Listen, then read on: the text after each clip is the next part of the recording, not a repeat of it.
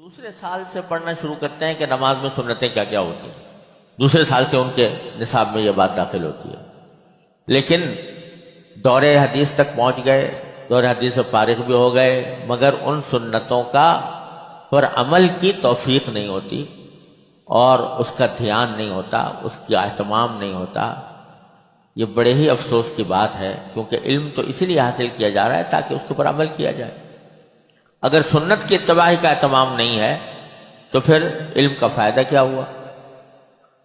اس لیے اس بات کا ہر بندے کو، چاہے وہ طالب علم ہو، عالم ہو، استاد ہو، شاگرد ہو یا عام آدمی ہو، عام مسلمان ہو، ہر ایک کو ان سنتوں کی معرفت حاصل کرنی چاہیے اور اس کے مطابق اپنی نماز کو بنانا چاہیے.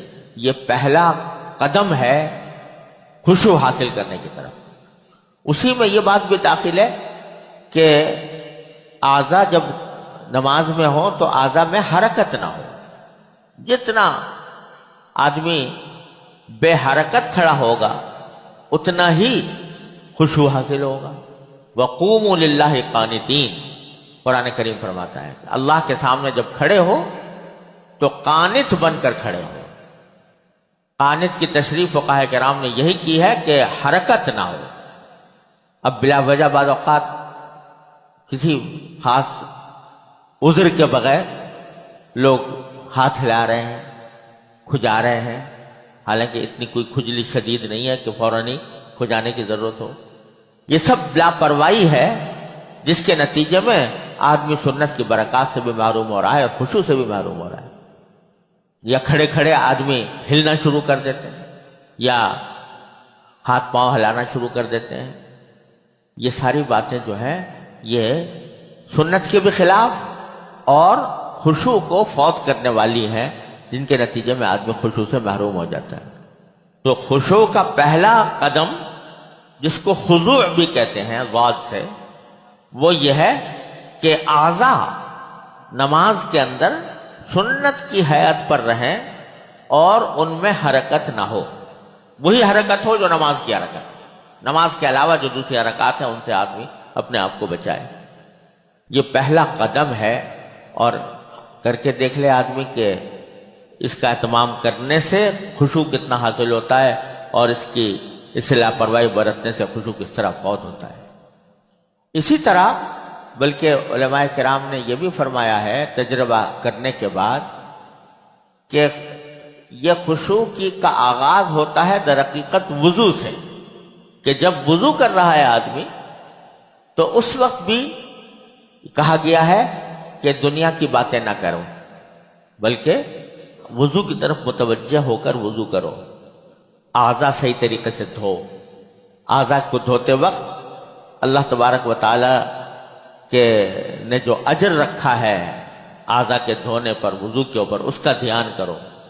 مثلا حدیث میں آتا ہے کہ جب بندہ جو کوئی عضو دھوتا ہے وضو کے اندر، تو ہر عضو کے دھونے پر اس عضو کے گناہ جھڑتے ہیں، گناہ دھلتے ہیں.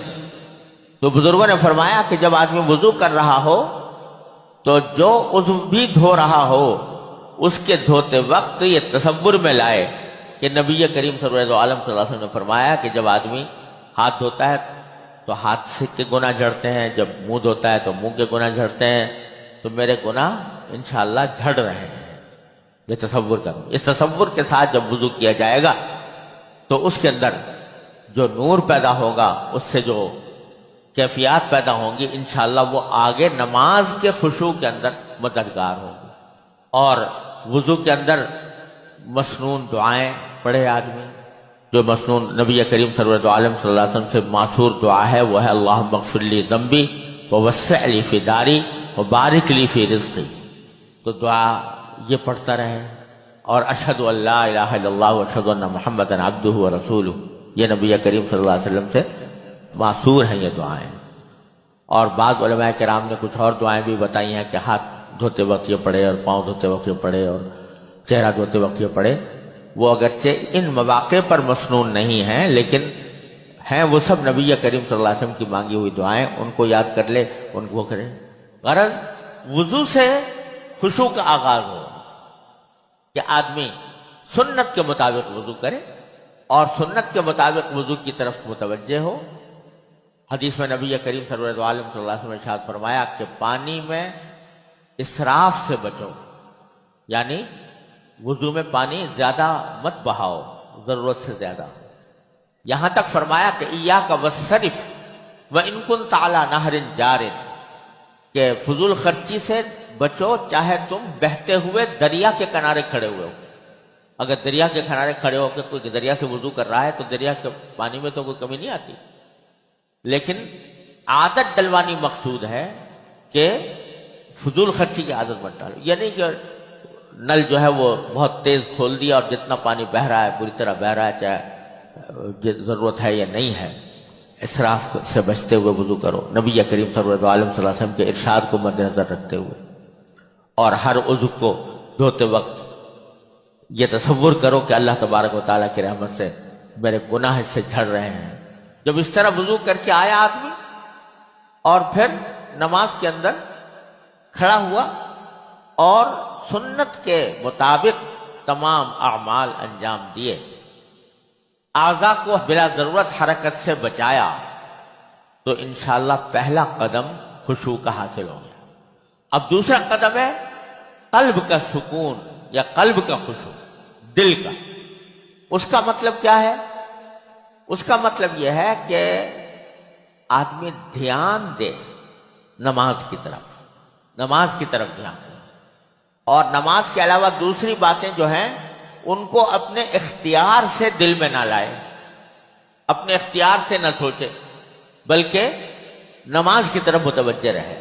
حضرت نے اس ملفوظ میں ارشاد فرمایا کہ یوں تو نماز کے اعمال بہت سے ہیں، قیام بھی ہے، رکوع بھی ہے، سجود بھی ہے، قعدہ بھی ہے، یہ سارے نمازی کے اعمال ہیں، لیکن ایک چیز سب میں قدر مشترک ہے، وہ ہے ذکر۔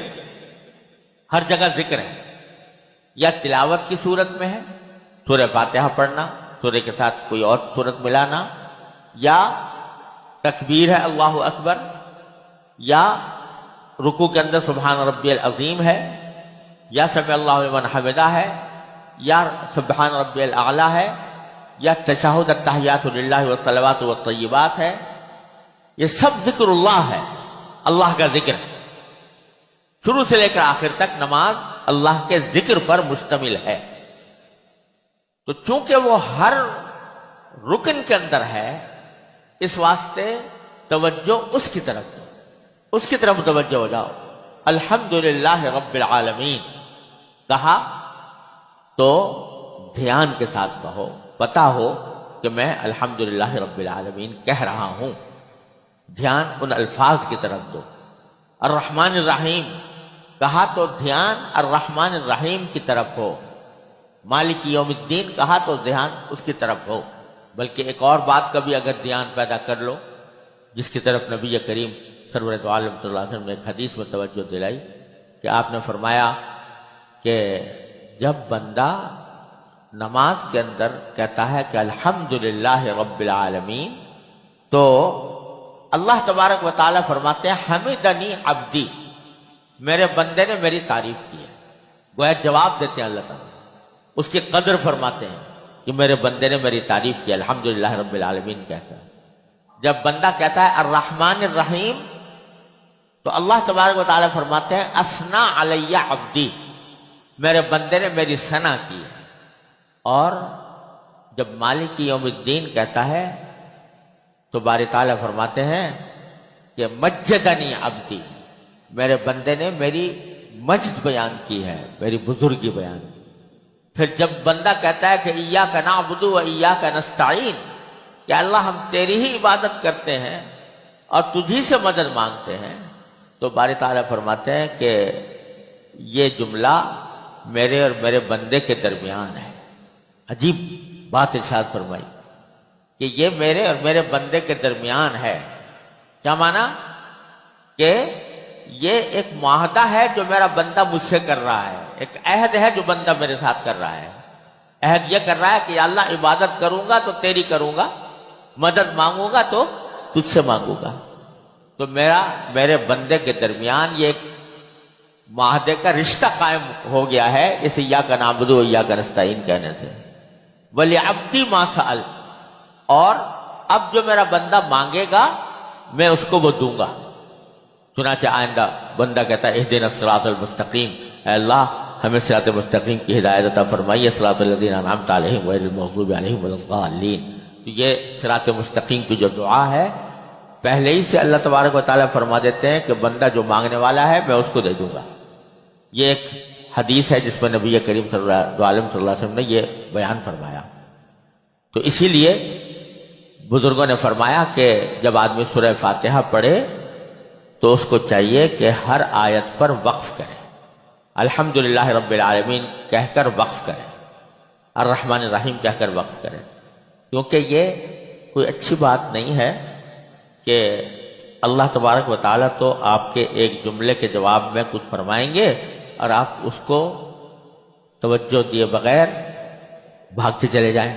اس لیے فرمایا کہ ہر آیت پر وقف کرنا چاہیے اس حدیث کی روشنی میں بندے کو، اور اگر یہ توجہ بھی دے خشوع میں، بڑا ہی اس خشوع کا انشاءاللہ لطف محسوس ہوگا کہ جب الحمدللہ رب العالمین کہا تو پھر تصور کرے کہ اللہ تبارک و تعالیٰ جواب میں فرما رہے ہیں حمیدنی عبدی، میرے بندے نے میری تعریف کی ہے۔ الرحمن الرحیم کہا تو تصور کرے کہ اللہ تعالیٰ فرما رہے ہیں کہ اثنا علی عبدی، بندے نے میری ثنا کی ہے۔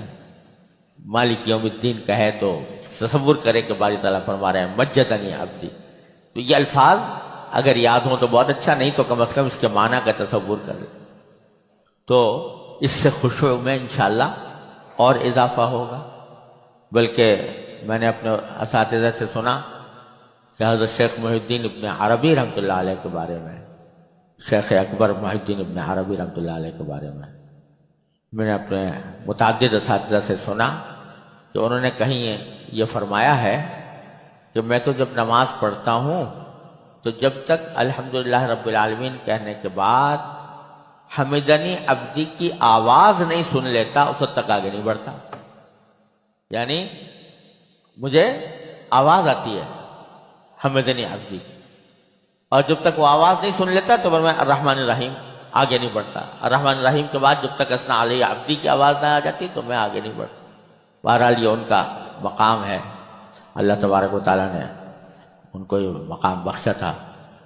ہما شما کہاں اس کی آرزو کریں، اس کی تمنا کریں، لیکن کم از کم اتنا کہ ہر آیت کے اوپر اللہ تبارک و تعالیٰ کے جواب کا تصور کرے آدمی، تو دھیان ان الفاظ کی طرف لگائے جو الفاظ وہ زبان سے ادا کر رہا ہے سورہ فاتحہ میں، اور اگر امام کے پیچھے ہے تو امام تلاوت کر رہا ہوتا ہے سورہ فاتحہ کی، اس کی طرف دھیان دے، اور اگر سری نماز ہے امام تلاوت نہیں کر رہا تو اپنے دل میں سورہ فاتحہ پڑھے، اپنے دل میں سورہ فاتحہ پڑھے، بغیر زبان ہلائے ہوئے دل میں پڑھے۔ ایک روایت میں آتا ہے کہ حضرت ابو ہریرہ رضی اللہ تعالیٰ عنہ نے کسی کے سامنے یہ حدیث بیان فرمائی کہ نماز بغیر سورہ فاتحہ کے نہیں ہوتی، تو ان کے شاگرد نے کہا کہ حضرت میں تو کبھی کبھی امام کے پیچھے نماز پڑھتا ہوں مقتدی بن کر، تو آپ نے فرمایا اقرأ بہا فی نفسک یا فارسی، وہ ایران کا رہنے والا تھا، کہ اے فارسی تم یہ سورہ فاتحہ اپنے دل میں پڑھا کرو، جب سری نماز ہو تو دل میں پڑھو، امام زبان سے پڑھ رہا ہوگا تم دل سے اس کو دہراؤ، اور اسی کیفیت کے ساتھ دہراؤ جس کیفیت کے ساتھ عرض کیا کہ ہر آیت کے اوپر رک کر اللہ تبارک و تعالیٰ کے جواب کا تصور کرو۔ تو غرض ذہن لگاؤ ان الفاظ کی طرف جو زبان سے ادا کر رہے ہیں۔ پھر سری نماز میں ایک مرحلہ ایسا بھی آ جاتا ہے جبکہ چلو سورہ فاتحہ بھی پڑھ لی، دل میں پڑھ لی، اس کے بعد بھی مثلا ابھی رکوع نہیں ہوا، کچھ وقت گزر رہا ہے، تو اس وقت میں آدمی کو چاہیے کہ یا تو اپنی طرف سے کوئی صورت ذہن میں لا کر اور وہ دل میں پڑھ لیں، قل واللہ احد، قل اعوذ برب الفلق، قل اعوذ برب الناس، یا دل میں اللہ تبارک و تعالیٰ سے مانگے، یا اللہ میں آپ کے سامنے کھڑا ہوں، یا اللہ میں آپ کی بارگاہ میں حاضر ہوں، اپنے فضل و کرم سے میری فلاں فلاں حاجتیں پوری فرما دیجئے، مجھے خشوع عطا فرما دیجئے، یہی دعا مانگے، مجھے نماز کو صحیح طریقے سے اپنی رضا کے مطابق پڑھنے کی توفیق عطا فرما دیجئے۔ غرض اپنے دل کو لگاؤ اللہ تبارک و تعالیٰ سے کچھ مانگنے کی طرف۔ دل کا قاعدہ یہ ہے کہ یہ کبھی بھی خالی نہیں رہتا، اس میں کچھ نہ کچھ خیال ہر وقت آتا ہے۔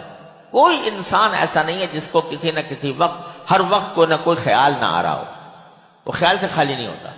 اگر تم اس کو اللہ تبارک و تعالیٰ کے ذکر سے آباد کر دو گے، اللہ تعالیٰ کی یاد سے آباد کر دو گے، دعاؤں سے آباد کر دو گے، تو پھر وہ دوسرے خیالات نہیں آئیں گے۔ لیکن اگر تم نے خالی چھوڑ دیا تو فارسی کی مثل مشہور ہے کہ خانہ خالی را دیو میں گیر، کہ جو گھر خالی پڑا ہوا ہو کوئی نہ کوئی جن آ کے قبضہ کر لیتا ہے اس کو۔ تو اگر دل کو خالی چھوڑا تو اس پر کوئی نہ کوئی دیو آ کر قبضہ کر لے گا، یعنی کوئی نہ کوئی جن قبضہ کر لے گا، یعنی طرح طرح کے ادھر ادھر کے خراب خیالات آنے شروع ہو جائیں۔ اپنی طرف سے یہ کوشش کرو، رکوع میں گئے تو سبحان ربی العظیم کہہ رہے ہو تو دھیان دے کر کہو، سبحان ربی العظیم، سبحان ربی العظیم جب کہہ رہے ہو تو دھیان دے کر کہو، میں اپنے پروردگار عظیم کی پاکی بیان کر رہا ہوں، تسبیح کر رہا ہوں۔ سجدے میں جاؤ تو سبحان ربی الاعلی دھیان سے کہو، دل اور خیال کو اس کی طرف لگاؤ۔ جب